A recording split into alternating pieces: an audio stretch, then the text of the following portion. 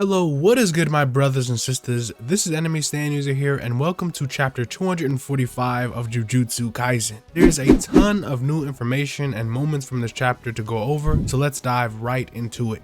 We start this chapter off with everyone's favorite gambler Hakari Kinji versus the frozen star Uraume. This is a battle a lot of folks like myself are excited for, and Uraume is a relatively mysterious sorcerer, but they are a very powerful sorcerer, and they have an insanely high curse technique output and a very potent frost technique like some sort of cryomancer. What's very interesting about them is how strong that they could be and their potential, and now they are fighting Jackpot Hakari and doing quite well against him. So Uraume might be sliding into that top 10 of JJK soon, depending on how all this plays out.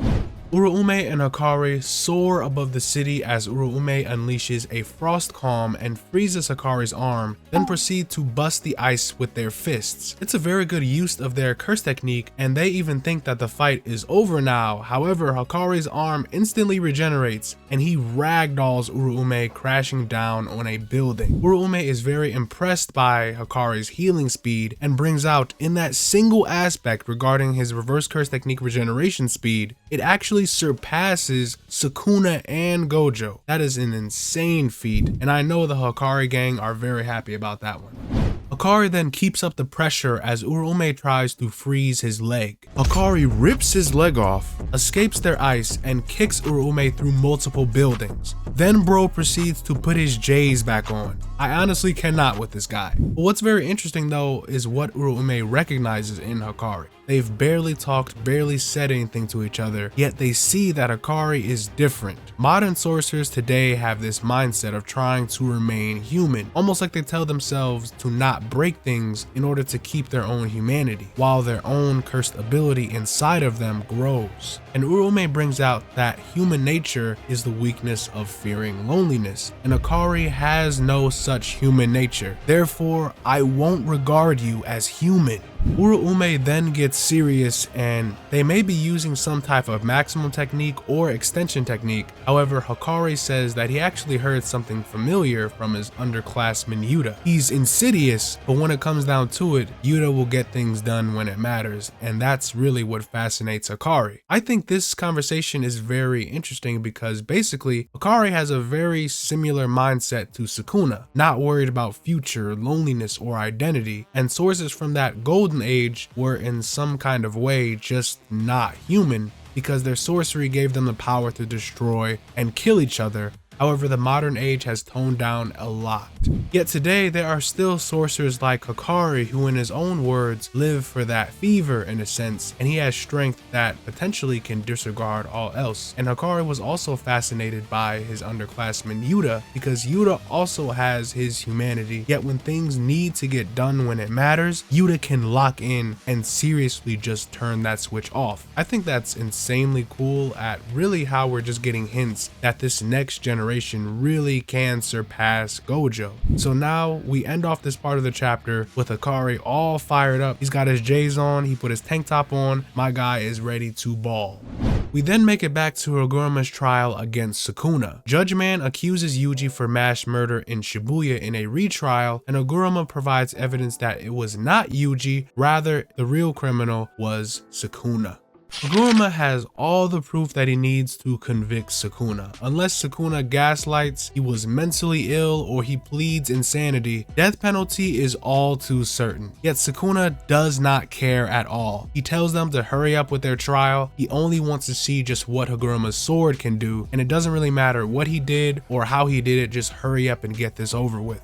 Judge Man claims guilty and gives Sukuna both confiscation, which will take away his curse technique, and the maximum punishment, death penalty, which grants Haguruma the executioner's blade. Now I will proceed to explain perhaps the biggest fumble in this part of the arc on Haguruma's side. He thinks Sukuna should have lost the ability to use Ten Shadows as well because he lost it during Gojo's fight, so Shrine should be confiscated from him, and now Sukuna should not be able to use his curse technique, and Haguruma now has this sword that can essentially one-shot him. An easy dub, right? No, not at all. It cannot be that easy. In the following panel, the sorcerers from Jujutsu High were planned to jump in, assumedly while Sukuna was left without a curse technique. However, both Uraume and Sukuna are the ones who knew just how screwed that this plan was. Sukuna then uses his cleave and dismantle slashes and cuts Uraume and Kusakabe as they jump in. Yes, Kusakabe actually showed up to the field today. In fact, Ino, Chozo, and Kusakabe all should be there, and this plan is already looking really bad.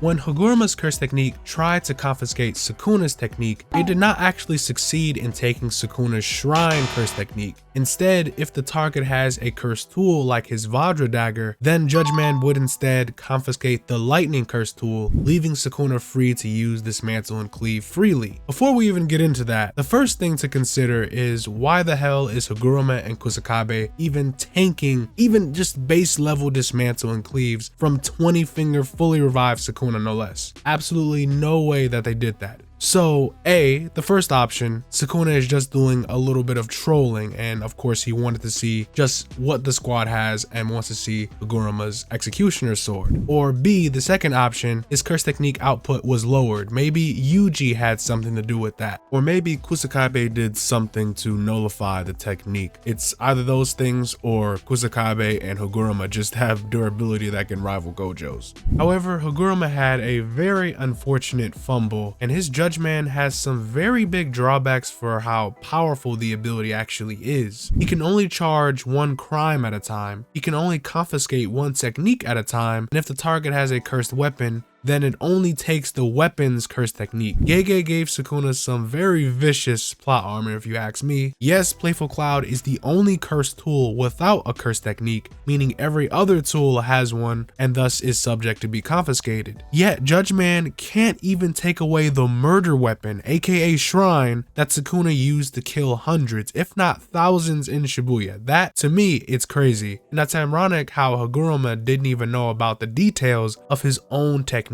But that's really to be expected. Sukuna is him after all. I'm really just shocked that it worked out this way because cursed tool or not, they're really screwed.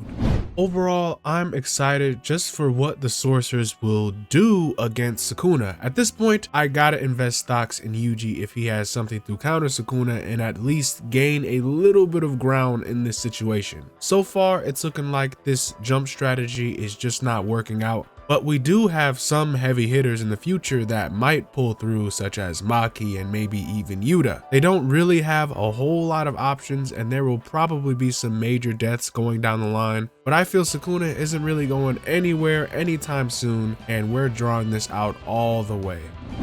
Thank you, amazing people, for watching this video. Please let me know your thoughts on this crazy chapter. This definitely has me a lot more hyped for Hakari versus Uraume, and I hope we get more information on Sukuna's lore and his curse technique and Megumi's state of being as well. But if you like this type of content, please like and sub for more videos like this one, and I'll see you amazing brothers and sisters in the next one. Bye-bye.